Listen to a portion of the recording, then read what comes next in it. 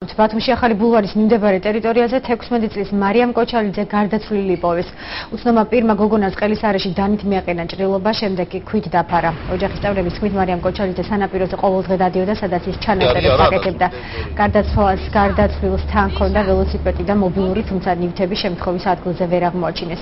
მარიამ კოჩალიძე ახალი ბულვარის ტერიტორიაზე სახლიდან საღამოს 7 საათზე გავიდა. გარდაცვლილი ოჯახის წევრებმა აღნიშნულ პერიმეტრზე მყოფ კინოლოგის დახმარებით ღამის პირველ საათზე იპოვეს. მომხდართან დაკავშირებით გამოძიებას აჭარის მთავარი სამმართველო აწარმოებს, თუმცა აღნიშნული უწყება კომენტარს არ აკეთებს. ძებნა უნდა გამოცხადდეს 24 საათის შემდეგო, ამიტომ გადავწყვიტოთ, რომ ჩვენ თვითონ მოგვეძებნა. და ამ ტერიტორიაზე მოსვლის თანავე, როდესაც შევაჩინეთ პოლიციელის დავეკითხეთ მას, ანუ აუღწერეთ, კი ყოველდღურად დადიოდა, მაგრამ დღეს არ დაგვინახავს და დაუჩემეთ, რომ აი გვანახეთ ის ტერიტორია, სადაც ეს ბავშვი ჯდებოდა ხოლმე და ამ წინს კითხულობდა და გადმოსვლისთანავე ვიპოვეთ ამ მდგომარეობაში. ანუ ბავშვს ჰქონდა ყელი გამოჭრილი და ის დიდი მოზრდილი ქვა ჰქონდა ზურგზე დადებული, ანუ იმ მოტივით ალბათ ვფიქრობთ, რომ ან არა მომძრალი იყო ზემოთ და არ დაენახა და არ შეემჩნია ვინმეს.